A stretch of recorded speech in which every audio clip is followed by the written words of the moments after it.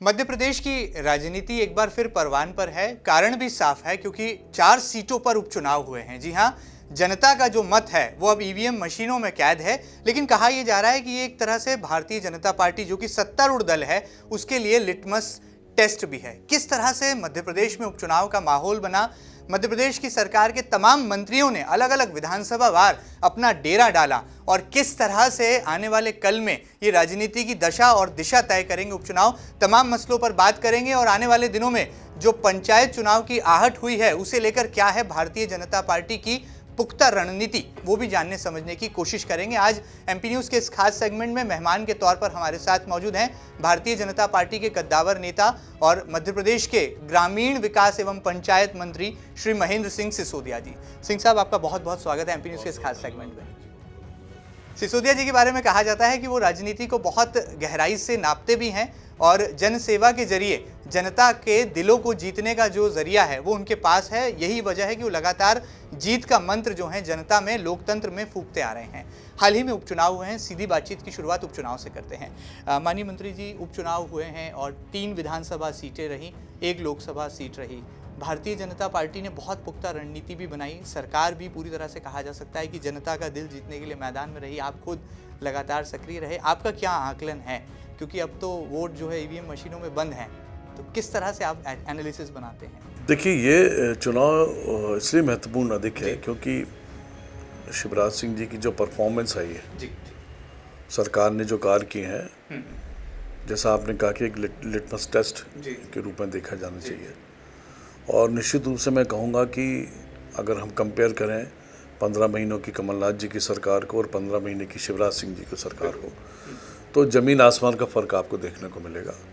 और वही परफॉर्मेंस के नतीजे पे मैं आज ये दावा कर सकता हूँ कि 4 सीटें हम जो भारतीय जनता पार्टी जीतने जा रही है। चलिए, बड़ी बात है, जाहिर सी बात है, चूंकि राजनीतिक दल हैं तो दावे भी पूरी तरह से जीत के होते हैं। लेकिन एक सवाल माननीय मंत्री जी मेरे मन में है कि जोबट विधानसभा, जिसे कि आदिवासियों की कर्मभूमि भी कहा जाता है, आदिवासियों की रणभूमि भी कहा जाता है, उस विधानसभा की जिम्मेदारी आपके कंधों पर रही। आप लगातार 1.5 महीने से ज़्यादा वक्त जो है आदिवासियों के बीच में आपने बिताया, एक तरह से डेरा डाल रखा था जोबट विधानसभा में आपने। क्या आकलन है, किस तरह से आदिवासियों को आपने भारतीय जनता पार्टी की विचारधारा से जोड़ने के लिए मेहनत की है? और कहा यह भी जा रहा है कि जो भारतीय जनता पार्टी की त्रिशक्ति है, जिनमें मुख्यमंत्री शिवराज जी हैं, केंद्रीय मंत्री ज्योतिरादित्य सिंधिया हैं और बीडी शर्मा जो कि भारतीय जनता पार्टी के प्रदेश अध्यक्ष हैं, ये त्रिशक्ति ने भी बहुत जोर लगाया है। कितनी मेहनत आपकी रंग लाई है? देखिए, जहाँ तक मेरा व्यक्तिगत प्रश्न है, मैं आपको बताना चाहता हूँ कि पिछले 30 वर्षों से चूँकि मेरी बमोरी विधानसभा में आदिवासी जो हमारा वोट बैंक है करीब 60,000 है और अलीराजपुर, बड़वानी और झाबुआ से माइग्रेट होकर ये हमारे उधर गुना ज़िले में पहुँचे हैं। एक कॉमन रिश्तेदारियाँ हैं उनकी। तो आदिवासी को क्या चाहिए और क्या नहीं चाहिए, उसको क्या खुश करता है, उसकी क्या डिमांड्स हैं, ये सारी चीज़ों से मैं बहुत ज़्यादा वाकिफ़ हूँ। और इसीलिए मैंने स्वेच्छा से जब बात चली कि कौन सा विधानसभा लेना है तो मैंने यही कहा कि मुझे जोबट चाहिए। और दूसरा एक कारण ये भी रहा कि जोबट में 70 साल से कांग्रेस पार्टी ने रूल किया है। मात्र 2 टर्म ऐसे थे जहाँ पे भारतीय जनता पार्टी के विधायक रहे, किंतु अमूमन पूरा समय देखा जाए तो कांग्रेस पार्टी के ही लोग रहे हैं। और मैं उसको कहूँगा कि वो एक ट्रेडिशनल कांग्रेस सीट जोबट की रही है। जब मैं वहाँ पहुँचा था तो मैंने पूर्ण विश्वास के साथ मुख्यमंत्री जी को कहा था और अपने नेताओं को कहा था कि इस जोबट सीट को हम निकाल के देंगे। और आज मैं पूर्ण कॉन्फिडेंस के साथ कह रहा हूँ कि जोबट सीट हम जीत गए। किस तरह से आपको लगता है, कौन सी रणनीति थी या कहा जाए कि कौन सा ऐसा मंत्र था जो कि देखिए, कांग्रेस पार्टी ने 70 साल आदिवासियों को मात्र एक उनका शोषण किया, वोट ले लिए, मगर जो कार्य करना चाहिए था कांग्रेस पार्टी को उन्होंने नहीं किए।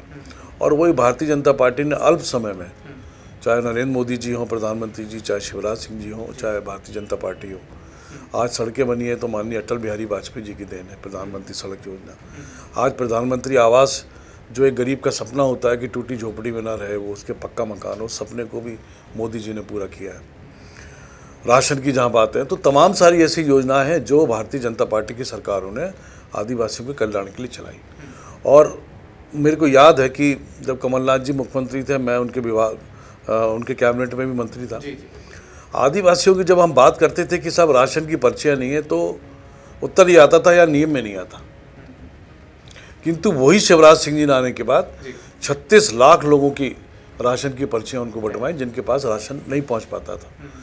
तो इस तरह के तमाम उदाहरण अगर आप देखें कि भारतीय जनता पार्टी की सोच में निश्चित रूप से परिवर्तन है और वो आदिवासी को फ्रंट लाइन पे रखकर कार्य करना चाहती है, और उसको लेकर मैं ये कह सकता हूँ कि हम जोबट को सीट को पूर्णतः जीतेंगे। चलिए, बड़ी बात है। जोबट में क्या बीजेपी का जादू चला है, ये तो हमें 2 नवंबर की तारीख को पता चलेगा।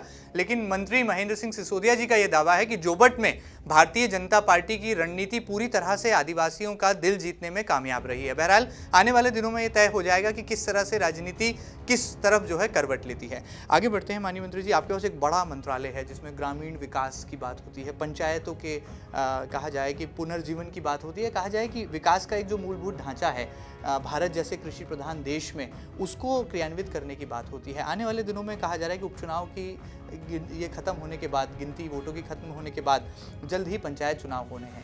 आपके विभाग पर बड़ी जिम्मेदारी आने वाली है, किस तरह से तैयार हैं और क्या लगता है ग्रामीण विकास मध्य प्रदेश में शुरू हो पाया है और गति पकड़ रहा है? निश्चित रूप से मैं कहूँगा कि ये पंचायतों के चुनाव बहुत पहले हो जाने चाहिए थे, किंतु कोविड के कारण ये चुनाव रुकते चले गए, और अब सरकार भी चाहती है और न्यायालय का भी आदेश है, उसके पालनार्थ हम बहुत जल्दी पंचायत चुनाव की घोषणा हो गई है, होने वाली है, और ये चुनाव होंगे।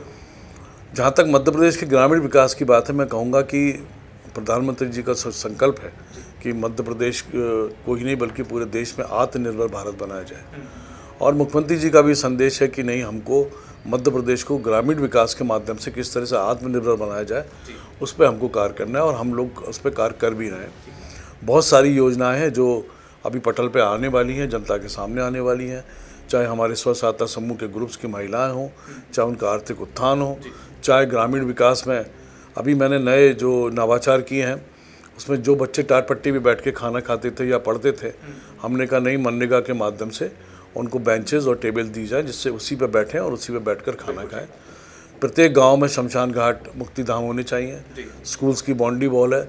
तो ये सारी चीज़ें जो हैं हम इसको लेके आ रहे हैं, और मैं समझता हूँ कि 1-1.5-2 साल के अंदर ये सारा नज़रिया ग्रामीण विकास का आपको परिवर्तित दिखेगा। बिल्कुल, बहुत बड़ी बात है। बहरहाल कहा जाता है कि यदि ग्रामीण भारत का विकास हो गया तो पूर्व तरह से कहा जाए कि एक कृषि प्रधान देश में पूरे राष्ट्र के जो समग्र विकास की परिभाषा है उससे भी परिपूर्णता यहाँ पर मिल जाती है। सिसोदिया साहब, आपके बारे में कहा जाता है आप एक विजनरी लीडर हैं, क्योंकि जिस जिले से आप आते हैं, जिस बमोरी विधानसभा का आप प्रतिनिधित्व करते हैं, वहाँ पर विकास की जो है बहुत सारी संभावनाएं हैं। हालांकि बहुत सारा पिछड़ा इलाका भी है, पिछड़ा वर्ग भी है, जिसका भी आपको ख्याल रखना है। किस तरह से आप देखते हैं कि जब राजनीति में कदम बढ़ाते हैं और एक दल एक विचारधारा से छोड़कर जो है दूसरे दल में जुड़ते हैं, तो कितना मुश्किल कितना आसान हो जाता है एक विजनरी पॉलिटिशियन के लिए? क्योंकि आपके बारे में कहा जाता है कि आप आने वाले कल की जो राजनीति है उसको बहुत जल्दी भांप लेते हैं, तो ये कैसे कर पाते हैं? और ये जो परिवर्तन हुआ है, जिस तरह से सत्ता परिवर्तन मध्य प्रदेश ने देखा, एक राजनीतिक दल के बीच में जो परिवर्तन आपकी विचारधारा में जो हुआ है, अब आप कितना कंफर्ट जोन में खुद को पाते हैं? देखिए, ये बात सही है कि जब हम जीवन में किसी एक चीज़ को लेकर चलते हैं और अचानक उसमें बदलाव लाते हैं तो उसके लिए चिंतन मनन की आवश्यकता पड़ती है। और मगर मैंने हमेशा ये सोचा, क्योंकि मेरे जो आइडियल नेता रहे वो कैलाशवासी महाराज माधवराव सिंधिया जी रहे, उनके सानिध्य में ही 26 साल की उम्र से मैंने क्रिकेट के माध्यम से उनसे जुड़ा था, और उसके बाद पॉलिटिक्स करते करते आज इस मुकाम तक हम पहुँचे हैं। ये उनका ही आशीर्वाद और कृपा और मार्गदर्शन रहा है। नवाचार एक लीडर के अंदर विज़न होना बहुत आवश्यक होता है। जब तक विज़न नहीं होगा व्यक्ति के अंदर, तब तक वो जन कल्याण के कार्यों को मूल रूप नहीं दे पाएगा। अगर हम पीछे की लाइन ही चलते रहेंगे तो कभी भी नई लाइन हम नहीं बना पाएंगे।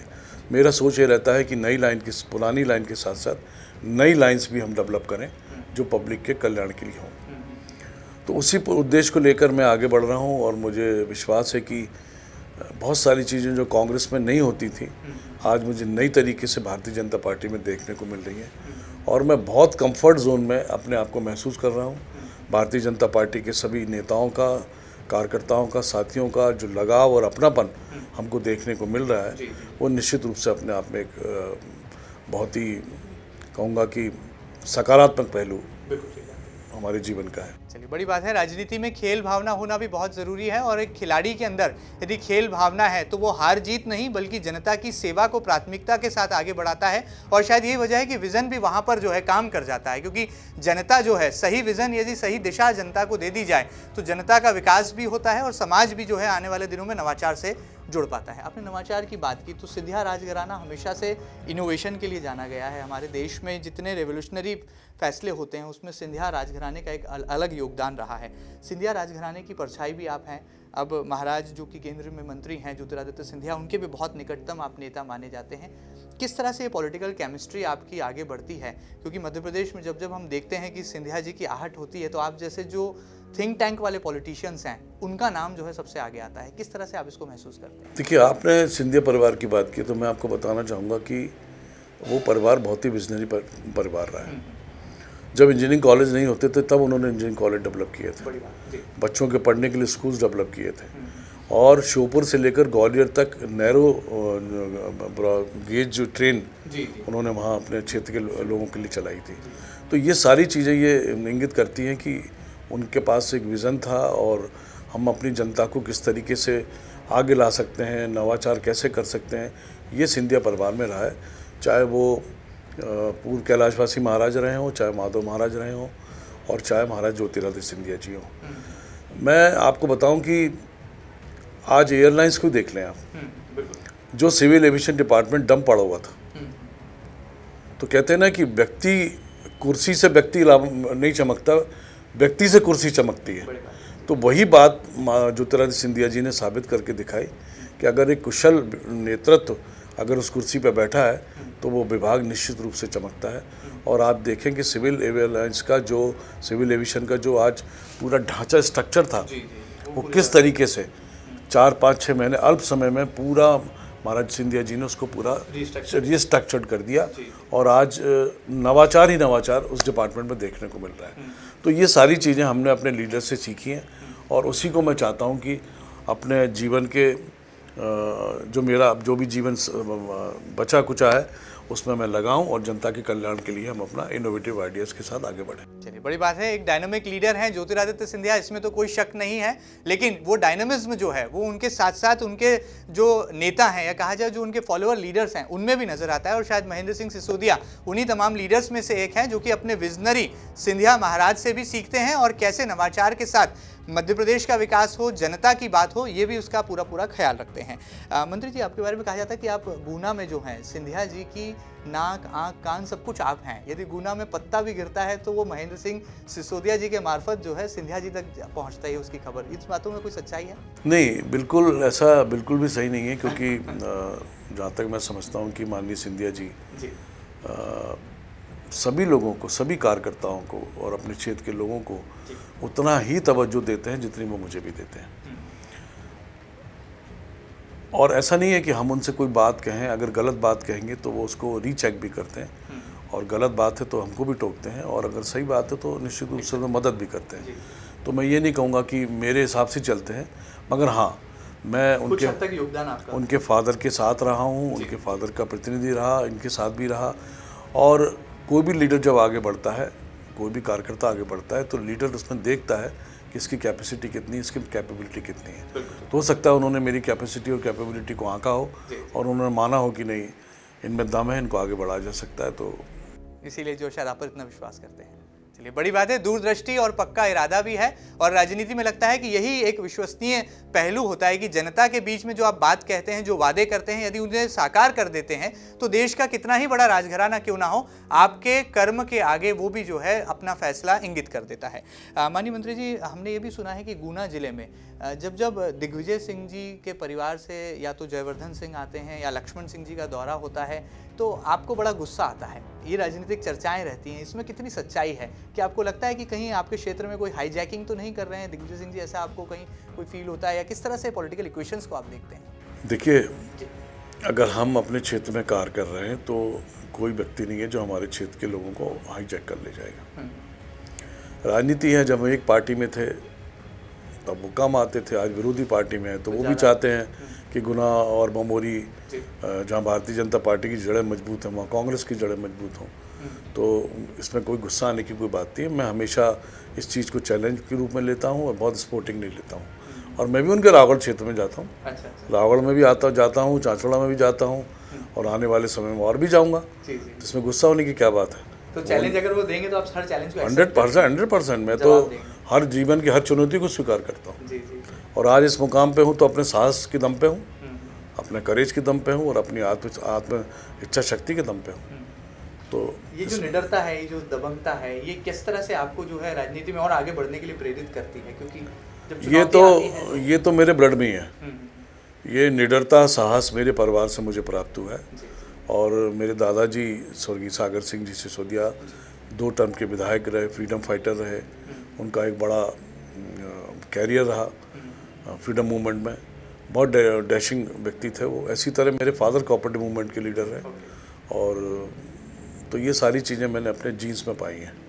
तो निडरता मेरे में रहती है, मैं ईमानदारी से कार्य करता हूँ, वफादारी से कार्य करता हूँ और न्याय के साथ मैं हमेशा खड़ा रहता हूँ।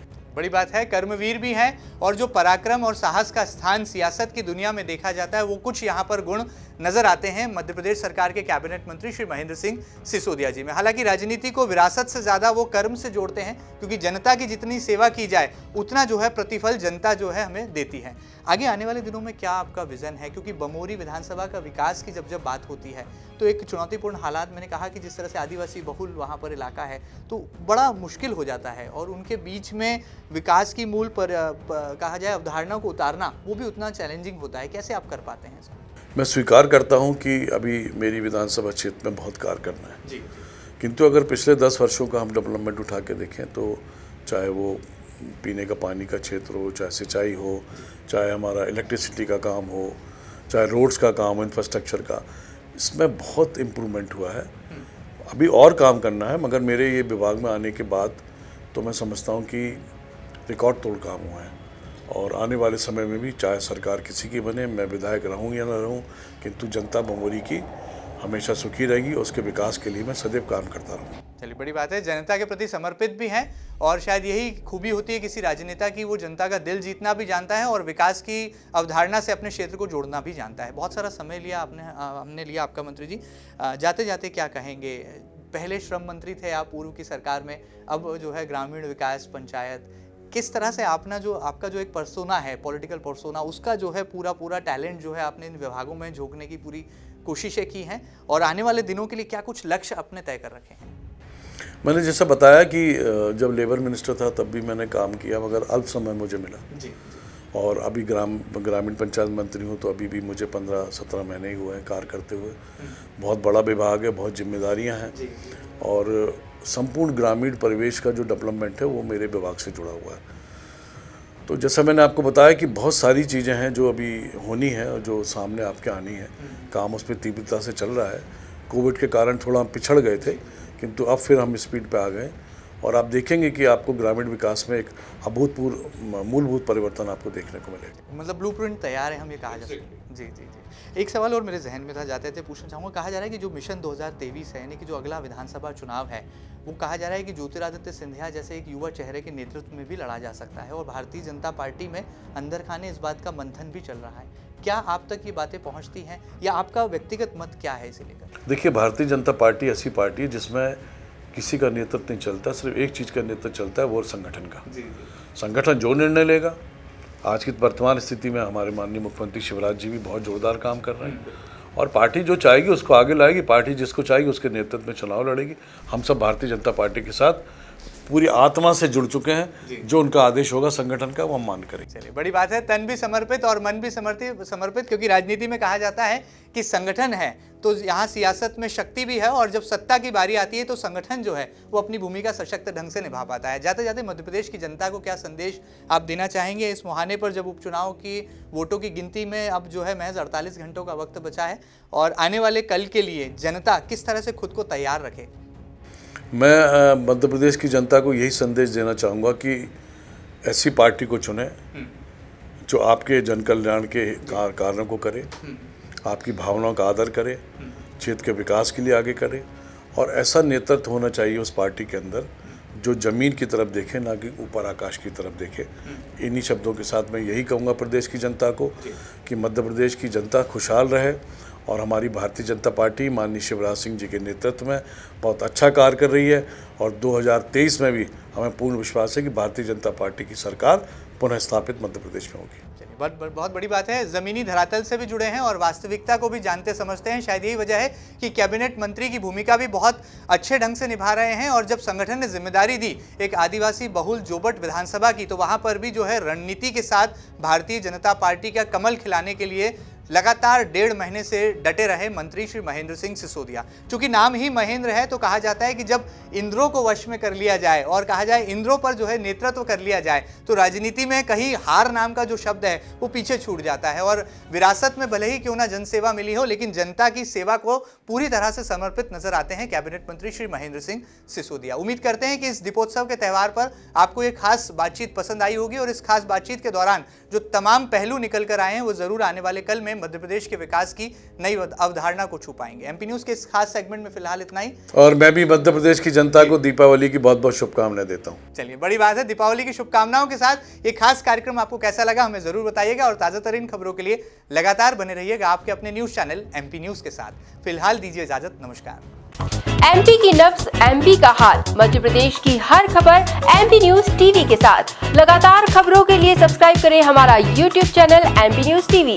लेटेस्ट अपडेट्स के लिए बेल आइकन दबाना जरा भी न भूलें।